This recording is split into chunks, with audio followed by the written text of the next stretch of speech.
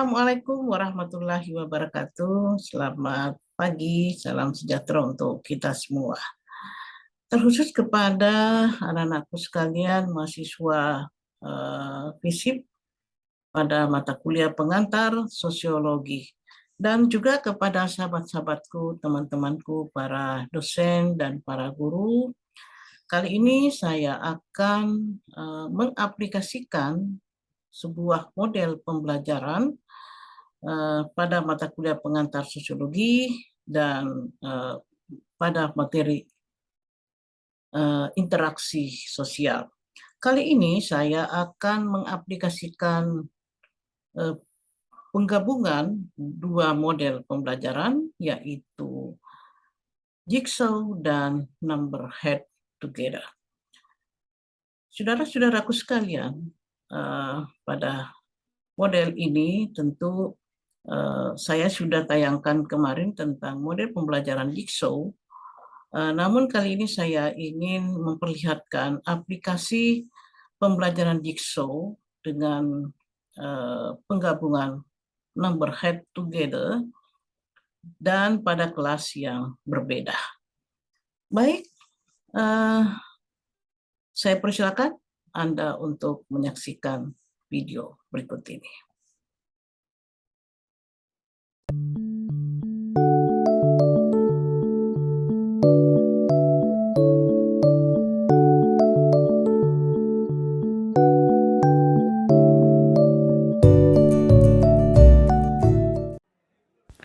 Saudara-saudara sekalian, kali ini saya akan menunjukkan model pembelajaran Number Head Together dan penggabungan dengan Jigsaw. Seperti video saya sebelumnya tentang Jigsaw, dan kali ini juga saya ingin memperlihatkan bagaimana kedua model pembelajaran ini digabungkan.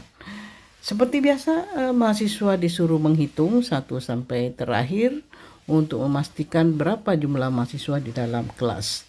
Setelah itu, mahasiswa kembali dibagi berdasarkan jumlah topik yang akan diberikan kepada masing-masing mahasiswa.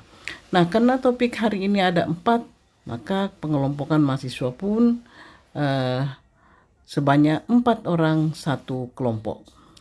Masing-masing mahasiswa mempelajari, membahas, mengkaji satu topik. Bagi yang bernomor urut 1, itu diberikan topik tentang pengertian interaksi sosial. Dan nomor urut 2 mengkaji tentang bentuk interaksi asosiatif. Nomor 3 mengkaji tentang bentuk interaksi disosiatif. Dan yang keempat adalah mengkaji tentang faktor pendorong interaksi sosial. Nah, sesi pertama ini mahasiswa setelah mempelajari materi yang sudah diberikan di web kuliah, maka selanjutnya mereka menyampaikan kepada kelompoknya apa yang mereka sudah pahami tentang topik yang menjadi beban tugas bagi mereka. Masing-masing menyampaikan apa yang telah diperoleh dari hasil bacaannya, hasil penelusurannya baik melalui web kuliah maupun di materi-materi yang ada di Google. Mereka lalu menyampaikan kepada kelompoknya masing-masing. Nah, kemudian sesi kedua adalah mereka dikelompokkan menjadi kelompok ahli. Nah, kelompok ahli itu adalah kelompok gabungan dari semua mahasiswa yang bernomor urut yang sama, yaitu nomor urut 1 berkumpul dengan nomor urut 1, nomor urut 2 berkumpul dengan nomor urut 2, nomor urut 3 berkumpul dengan nomor urut 3, dan nomor urut 4 berkumpul dengan nomor urut 4. Nah, di kelompok ahli itulah mereka kemudian menyampaikan hasil penelusuran mereka bersama dengan kelompoknya. Nah, saudara-saudara sekalian, Pada kelompok ahli, pertama-tama mahasiswa dipersilahkan untuk memilih ketua kelompoknya masing-masing sebagai leader, dan mereka itulah yang nantinya akan mengatur jalannya diskusi kelompok ahli.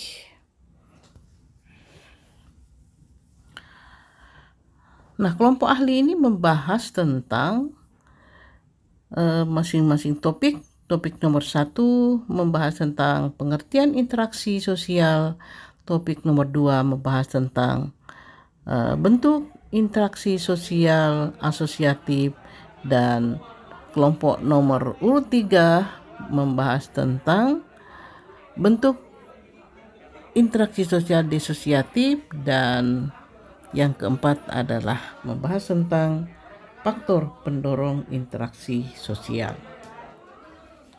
Nah, pada kesempatan ini seperti model jigsaw sebelumnya saya tunjukkan bahwa pada sesi diskusi kelompok ahli ini ya tentu saja beragam ya mahasiswa ada, karena ini sudah kelompok besar, maka nampak juga bahwa yang aktif itu adalah orang-orang yang memang suka aktif dan berdiskusi. Tapi yang lainnya banyak yang vakum ya, hanya mendengar, menjadi pendengar saja dari leader atau pimpinan mereka, dan orang-orang yang sedang menyampaikan ide-ide mereka tentang topik yang sedang mereka kaji bersama. Nah, dari sinilah nampak kemampuan tiap mahasiswa, ada kemampuan bekerja sama, kemampuan kepemimpinan, dan kemampuan-kemampuan lainnya.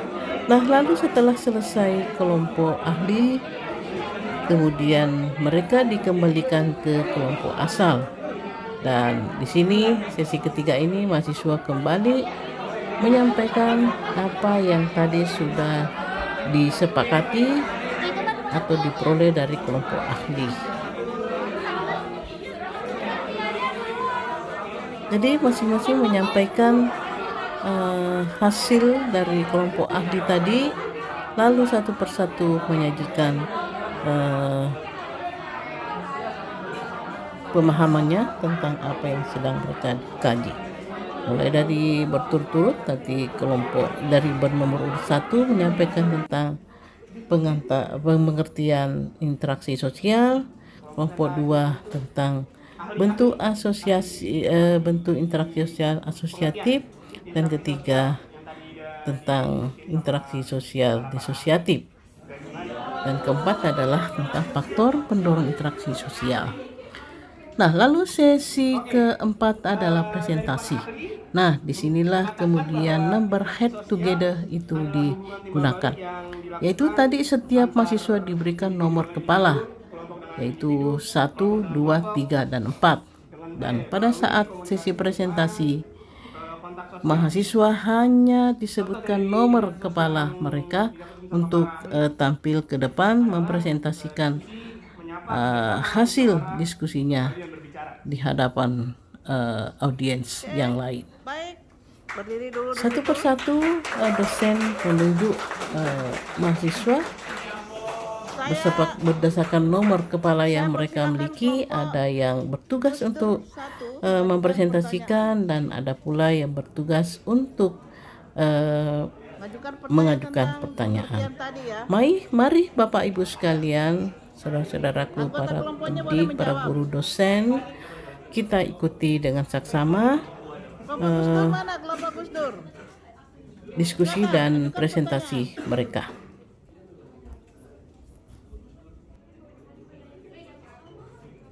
Berdiri ya, berdiri.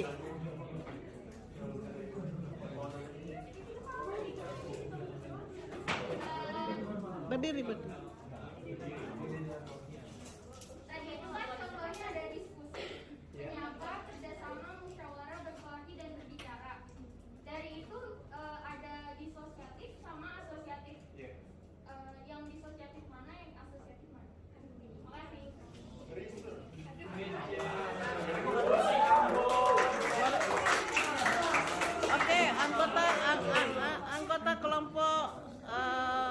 Habibie boleh menjawab. Ya, silakan. Boleh, silakan jawab.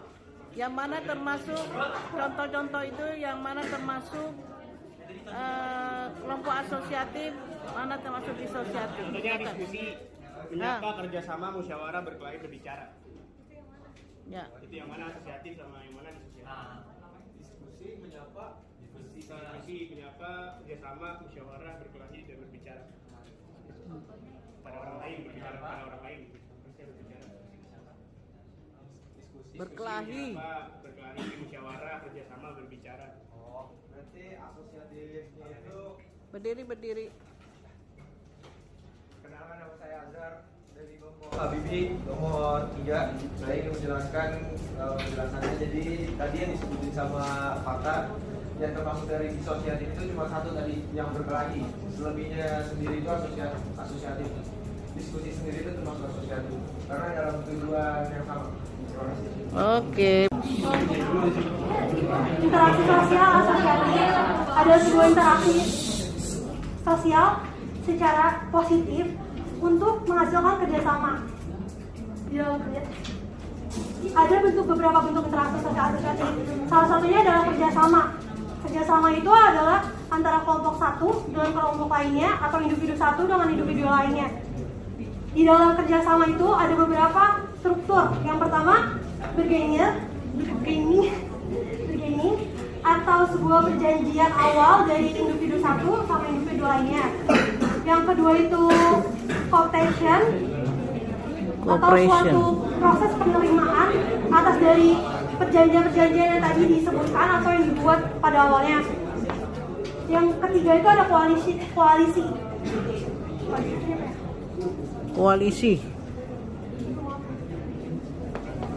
Koalisi adalah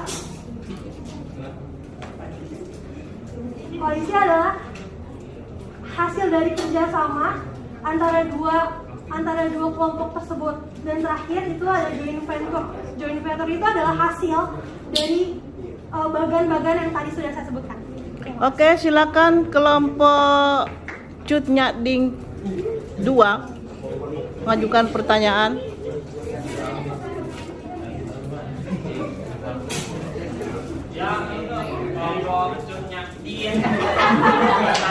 Berdiri.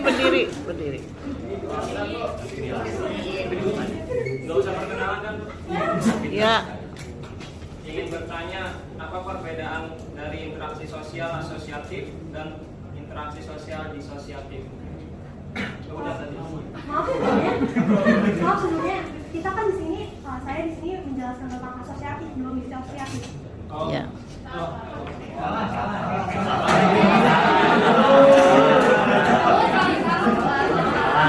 Disosiatif tiga ya? Tadi dia cuma membahas asosiatif dan lebih spesifik lagi pada kerjasama. Ya, silakan Anda bertanya tentang itu. Jangan bertanya pada hal yang tidak dia sampaikan, ya. Jadi dia agar menerapkan sebuah tujuan. Iya, jadi sebuah bentuk dari bargaining itu adalah perjanjiannya atau visi-misi yang sama dalam kedua kelompok.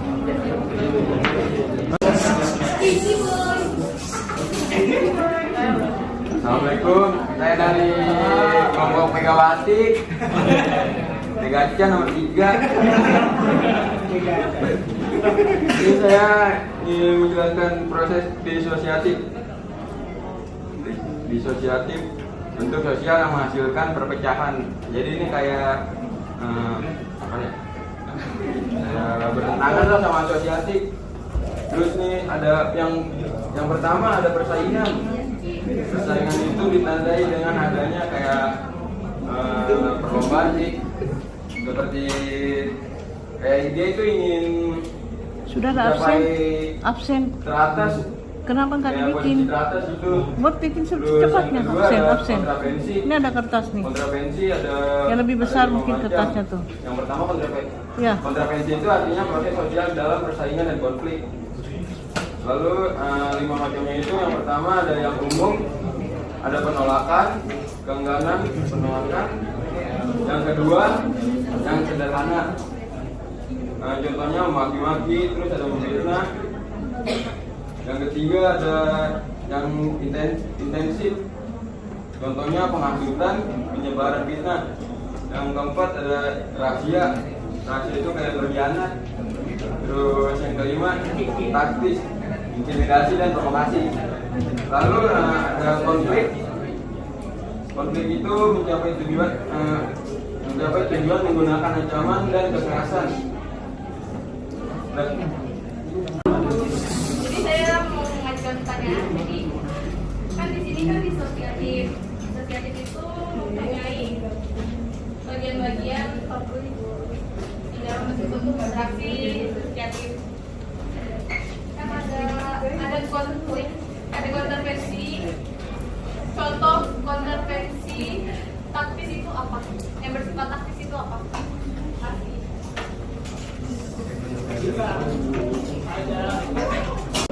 Kan misalkan di satu kelompok itu ada ketuanya punya anggota, dan anggota sama anggota tuh saling berbaur ke masyarakat untuk bersuara, provokasi gitu.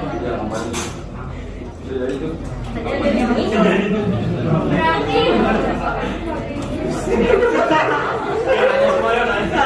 Baik, cukup ya. Untuk menjelaskan untuk faktor pendorong yang keempat dari kelompok satu ya. Di sini untuk faktor pendorong interaksi sosial itu ada imitasi. Imitasi sendiri ini kita artikan dengan tindakan atau usaha untuk meniru tindakan orang lain. Sebagai contoh kita ngambil idola yang kalian idolakan, kita tiru gaya rambut atau seperti pakaian. Kalau yang imitasi pertama terjadi pada keluarga, bisa juga kita meniru secara tidak langsung sifat orang tua atau kebiasaan orang tua yang secara tidak langsung kita tiru. Yang kedua ada sugesti. Untuk sugesti sendiri itu pemberian pengaruh pada pandangan seseorang supaya kita kasih nasihat ke orang lain dan orang lain menjalankan nasihat yang kita berikan. Yang ketiga ada identifikasi. Identifikasi sendiri itu keinginan seseorang untuk menjadi sama dengan orang lain. Nggak jauh beda dengan imitasi, kita meniru bisa idola kita, gaya rambut, gaya pakaian atau lainnya. Ada juga simpati. Simpati itu kita tertarik pada seseorang seperti kita mengucapkan ulang tahun, kita merasa kasihan, jadi kita ada rasa simpati, juga nggak sama dengan empati. Yang terakhir ada empati. Untuk empati sendiri itu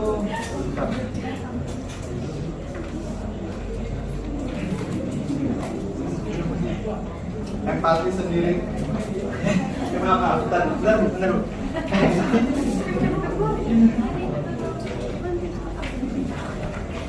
Nah, saya lanjut. Untuk empati sendiri itu kita mengambil peranan kita sesuai dengan situasi atau kondisi yang sedang terjadi. Contohnya saat kita turut merasakan empati terhadap masyarakat yang ada musibah, kita ada kayak galang dana atau gimana. Jadi empati sama simpati kalau dari kesimpulan saya itu kayak nggak beda jauh, cuman beda kata simpati sama empati aja. Kalau artinya kurang lebihnya sama. Mungkin sampai sini yang ditanyakan. Oke, silakan kelompok SBY 4 mengajukan pertanyaan.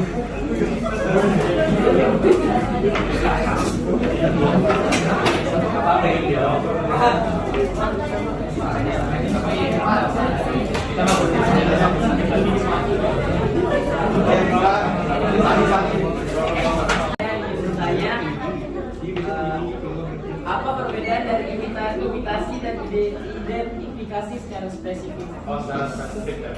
Oke. Ada lagi, ini berapa pertanyaan? Boleh. Satu aja. Boleh diskusi dulu, Bu? Iya, silakan.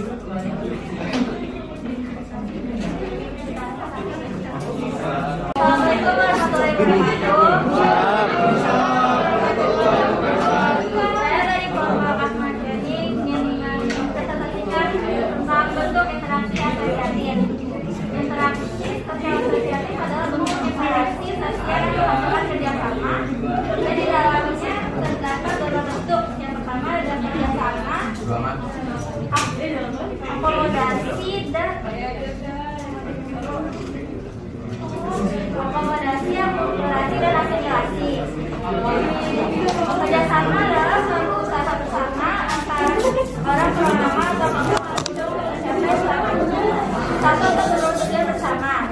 Modal kerjasama memiliki 4 bentuk. Yang pertama ada bargaining, competition, coalition, dan joint venture. Yang kedua ada akomodasi, suatu proses di mana orang perorangan atau kelompok manusia yang mula-mula saling bertangan, saling mengadakan penyesuaian diri untuk mengatasi ketegangan. Di dalam akomodasi juga terdapat beberapa bentuk. Yang pertama ada toleransi, kompromi, koersi, arbitration, conciliation, adjudication, segregasi, dan gencatan. Yang ketiga ada akulturasi. Akulturasi yaitu proses yang timbul apabila suatu akulturasi kelompok manusia atau kebudayaan tertentu dihadapkan dengan unsur-unsur dari kebudayaan asing. Yang keempat ada asimilasi.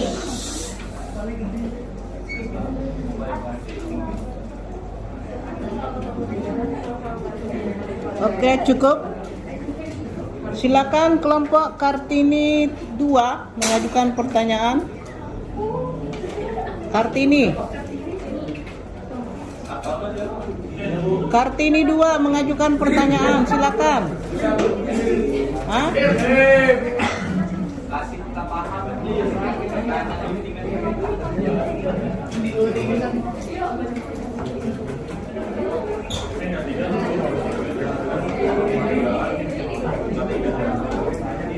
Silakan.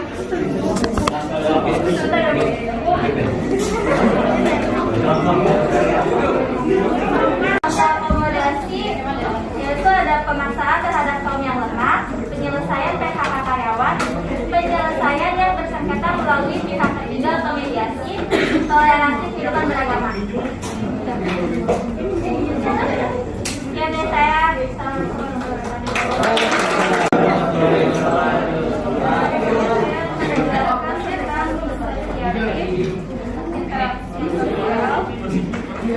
disosiatif itu bentuk negatif dari asosiasi yang menggabungkan atau membuat perbedaan.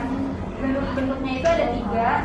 Yang satu itu ada persaingan, kontravensi, sama konflik. Persaingan itu kompetisi untuk meraih tujuan yang sama, tetapi dengan cara yang konflik tanpa adanya berkurang. Contohnya seperti lomba untuk meraih tujuan yang sama. Yang kedua ada kontravensi. Kontravensi itu interaksi sosial. Jadi di antara persaingan dan konflik. Kontravensi ini lebih ke pemicu konflik. Yang ketiga konflik. Konflik adalah aksi dari pemicu kontravensi tersebut, tetapi disertai dengan ancaman atau kekerasan. Oke. Berikutnya kelompok Megawati 3. Mari.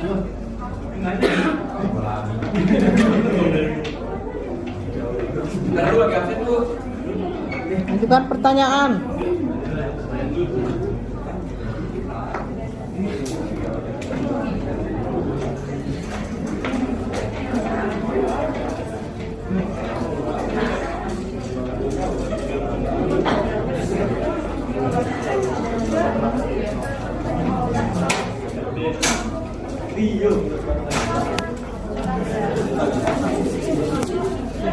Saya dari kelompok Megawati nomor 3. Saya ingin tentang contoh dari kontravensi intensif yang penghasutan. Itu maksudnya gimana sih? Yang penghasutan?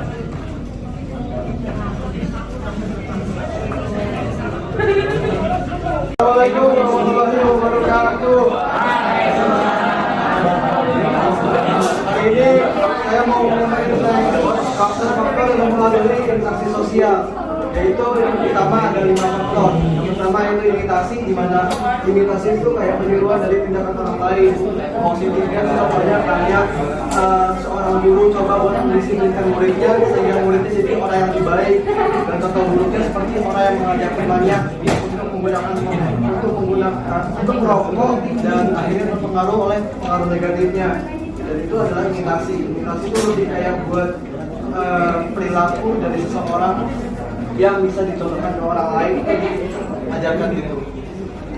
Lalu yang kedua yaitu sugesti, di mana sugesti kayak pandangan seseorang yang diberikan ke orang lain. Contohnya kayak yang positif, contohnya kayak ceramah seorang pemuka agama kepada umat-umatnya supaya umat-umatnya ini bisa menjalani hidup yang lebih baik. Tapi kalau cara negatifnya tuh kayak misalkan, ini contohnya doang ya, kayak konferensi PKI di zaman 1965 gitu. Itu kan karena sama-sama memberikan pandangan yang berbeda-beda, cuma dari segi positif dan negatifnya tuh dibedakan. Lalu yang ketiga tuh ada identifikasi, di mana penjelasan itu kayak menjelaskan kayak kecenderungan dalam diri seseorang untuk menjadi sama dengan yang lain. Contohnya kayak aku senang sama artis K-pop, aku harus berpakaian kayak Jimin. Itu yang negatif. Tapi kalau di sisi positifnya, identifikasi itu lebih kayak mencontohkan penampilan ya.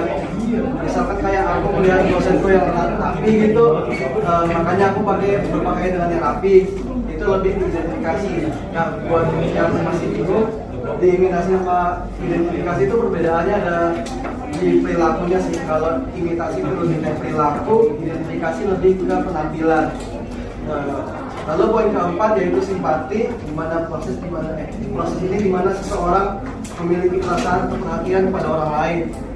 Contohnya ada penggalangan dana, dan orang yang mau menggalang dana tuh karena melihat iklannya itu jadi tersentuh, dan perasaan tersentuh itulah disebut dengan simpati.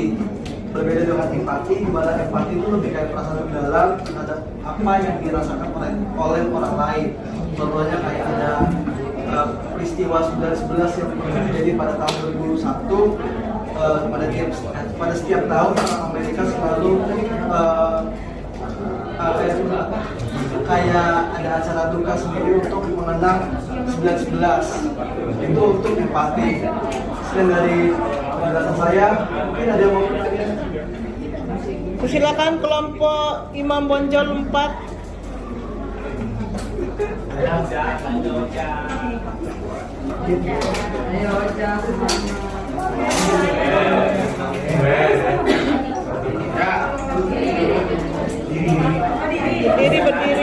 Berdiri.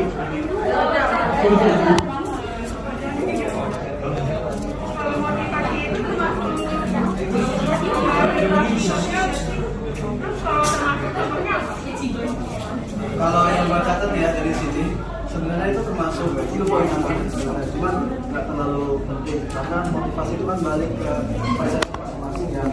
Sebenarnya motivasi itu berarti kayak ketika seseorang memberikan pengaruh dengan pikiran emosional. Biasanya sih motivasi itu lebih kayak buat mempengaruhi seseorang untuk pandangannya masing-masing. Tapi ini lebih rasional tentang berkaitan dengan apa yang terjadi di dunia nyata gitu.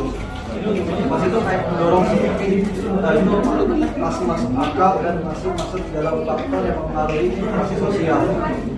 Itu sih. Oke, cukup.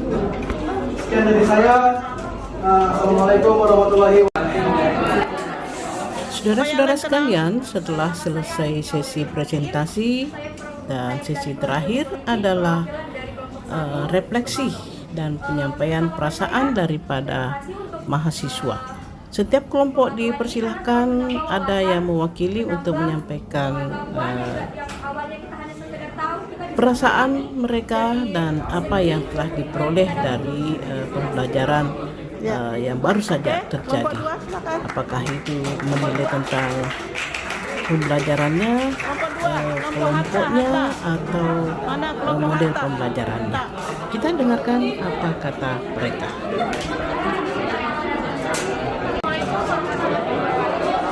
Yang lain tenang ya. Perkenalkan, saya Nela Febina, Prodi Ilmu Komunikasi, perwakilan dari kelompok Hatta. Menurut saya juga sama seperti kelompok yang pertama, itu kita bisa menambah wawasan yang tadinya kita belum tahu secara detail jelas, dan sekarang udah bisa menambah ilmu wawasannya lebih dalam lagi. Terima kasih. Nah, kaitannya tadi dengan materi ya. Kaitkan dengan materi tadi kan tadi di situ ada kerjasama, ada empati, simpati, ada persaingan, ada ya. Yang lain. Oke. Assalamualaikum warahmatullahi wabarakatuh. Salam. Perkenalkan, nama saya Muhammad Jadi Biarga dari perwakilan kelompok 3. Sebelumnya saya terima kasih dulu pada kalian semua karena sudah bertukar pikiran mau dari materi 1 sampai materi 4 dan pelajaran yang bisa kita ambil tadi proses asosiatif yang dimana di situ ada namanya kerjasama gitu, kurang lebih kayak gitu, dan kita juga sempat diskusi semuanya gitu. Jadi terima kasih banyak. Wassalamualaikum warahmatullahi wabarakatuh. Waalaikumsalam. Berikutnya kelompok Habibi.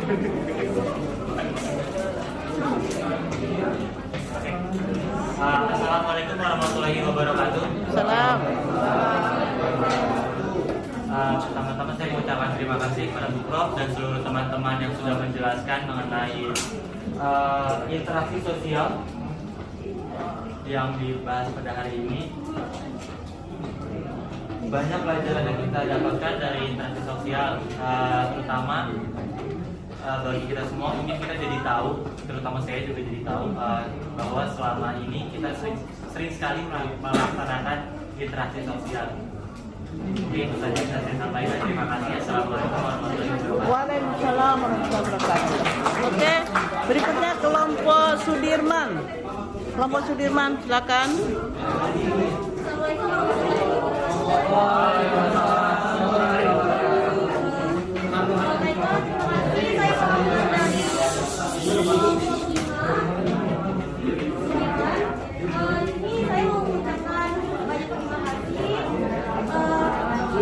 sini kita bisa dapat mengambil banyak wawasan, baik dari segi materinya, baik dari segi teman-teman, kita banyak kenal satu sama lain. Terus dari materi ini yang dapat kita simpulkan itu dari segi interaksi sosial, dan seperti kita bisa jadi banyak melakukan faktor-faktor pendorong interaksinya, kayak semisal dalam imitasi, sugesti, identifikasi, simpati, sama empatinya. Cuman kita tidak tahu yang mana imitasi itu, identifikasi, sugesti, simpati, ataupun empati tersebut. Mungkin sekian dari saya soal penjelasan dan pertanyaan ini. Terima kasih. Assalamualaikum warahmatullahi wabarakatuh. Berikutnya kelompok Ahmad Yani. Assalamualaikum warahmatullahi wabarakatuh. Saya dari Prodi Komunikasi. Saya menyampaikan yang saya dapat dari materi tersebut dari rekan-rekan jurnalis sekalian. Baik yang kita jalankan yang kayak interaksi sosial itu sering kita lakukan baik itu di masyarakat maupun di lingkup di universitas kita sendiri. Namun masih mengalami kesalahan baik itu dari faktor-faktor interaksi, baik itu imitasi, sugesti, identifikasi, simpati, dan empati ataupun motivasi. Kedepannya kita sebagai mahasiswa dan mahasiswi bisa berinteraksi secara ilmu ataupun teori yang sudah kita sampaikan. Kurang lebih mohon maaf. Assalamualaikum warahmatullahi wabarakatuh. Waalaikumsalam. Berikut kelompok Nasution.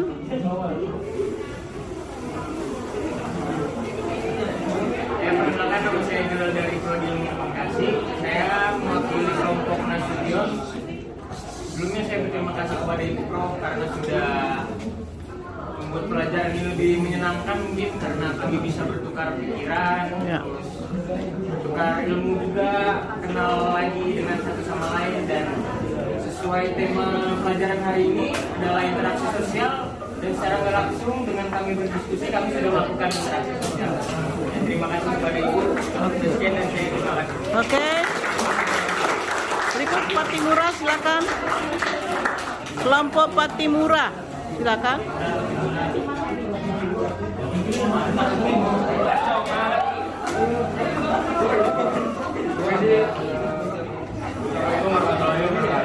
Salam.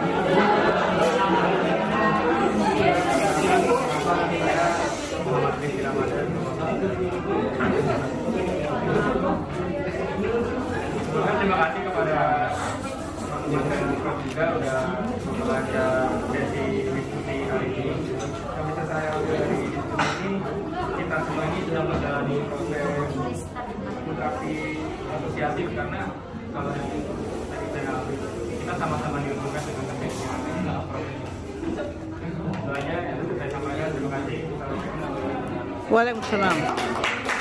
Silakan. Imam Bonjol silakan. Imam Bonjol. Assalamualaikum warahmatullahi wabarakatuh. Salam. Di pembelajaran kali ini saya berterima kasih kepada Bu Prof dan kepada teman-teman semua yang sudah saling tukar pikiran. Untuk di pelajaran hari ini saya mendapat banyak ilmu yang mengenai interaksi sosial, contohnya kayak pengertian interaksi sosial, terus kita sendiri sedang melakukan interaksi sosial ada yang negatif atau disebut disosiatif dan positif yang disebut asosiatif. Oke. Terima kasih. Oke. Bapak Gus Dur. Gus Dur.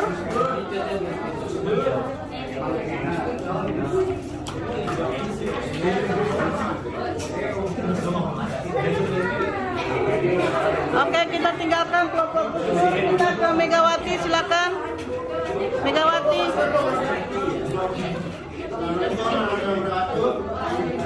Selamat siang semua. Pertama-tama saya berterima kasih kepada Bro telah mengisi meluangkan waktu untuk kelas ini belajar depan kita semua.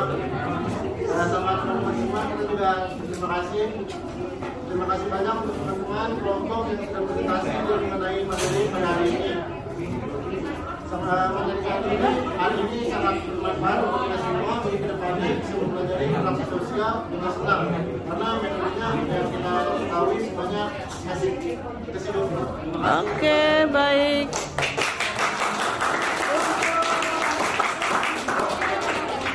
SBY. Assalamualaikum, perkenalkan saya Rangga, perwakilan dari kelompok SBY. Saya ingin tentang pembelajaran hari ini. Saya pembelajaran nanti akan menyampaikan dengan cara belajarnya juga. Dan juga temanya interaksi sosial. Kita tidak cuma belajar doang, tapi juga langsung mempraktekannya. Dan saya hari ini asik sih belajar Bu. Terima kasih Bu. Oke. Ikut kelompok Kartini. Silakan. Kartini. Assalamualaikum warahmatullahi wabarakatuh. Saya Muhammad dari kelompok Kartini. Jujur saya nggak tahu mau ngomong apa, tapi mempelajari semua interaksi sosial dan juga interaksi untuk belajar seperti ini asik-asik semuanya, mulai dari kelompok 2 semuanya asik dan kelompok saya juga asik. Sekarang kita bisa belajar dengan metode seperti ini lagi. Terima kasih. Waalaikumsalam warahmatullahi wabarakatuh. Terakhir kelompok Cunyadin. Oke. Kelompok Cunyadin silakan.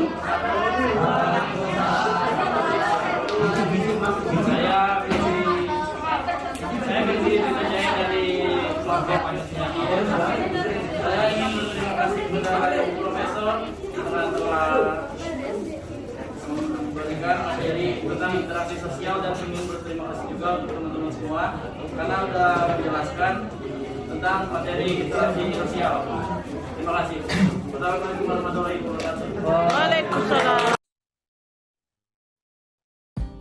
Saudara-saudaraku sekalian, itulah tadi salah satu contoh aplikasi pembelajaran Jigsaw dan penggabungan dengan Number Head Together. Saudara-saudara yang saya hormati, terutama kepada teman-teman dosen, sahabat-sahabatku, para guru, dan terkhusus kepada anak-anakku yang mengikuti mata kuliah ini, apa yang kita bisa saksikan tadi dari pembelajaran ini ada banyak hal. Pertama, bahwa dengan model pembelajaran seperti ini, kedua model ini masih dalam rumpun cooperative learning, ya. Jadi model pembelajaran yang lebih mementingkan kooperatif. Nampak bahwa selain tujuan pembelajaran itu bisa tercapai dengan efektif, lalu begitu banyak soft skill yang bisa terbentuk melalui pembelajaran ini. Soft skill, hard skill yang tercapai tentu saja adalah tujuan pembelajaran tentang mahasiswa mampu menjelaskan tentang pengertian interaksi sosial, kemudian yang kedua mahasiswa mampu menjelaskan tentang bentuk-bentuk interaksi sosial, dan yang ketiga adalah mahasiswa mampu menjelaskan faktor-faktor pendorong interaksi sosial. Namun setelah ketercapaian pembelajaran itu dilengkapi, diiringi dengan terbentuknya soft skill bagi mereka. Soft skill yang dimaksud antara lain tentu saja adalah kerjasama, kemudian percaya diri, kemudian kemampuan berkomunikasi, kemudian leadership, kepemimpinan, kemudian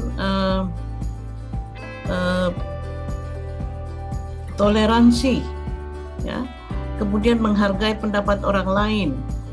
Banyak sekali yang bisa kita lihat nampak daripada pembelajaran itu. Coba Bapak Ibu sekalian, teman-teman dosen dan sahabat-sahabat guru, kalau kita hanya mengajar dengan menggunakan cara biasa, cara konvensional, dengan berceramah misalnya, atau tanya jawab biasa, maka ya yang terbentuk itu paling hanya hard skill-nya saja. Memang tujuan pembelajaran tercapai, tetapi tidak ada kompetensi lain yang terbentuk.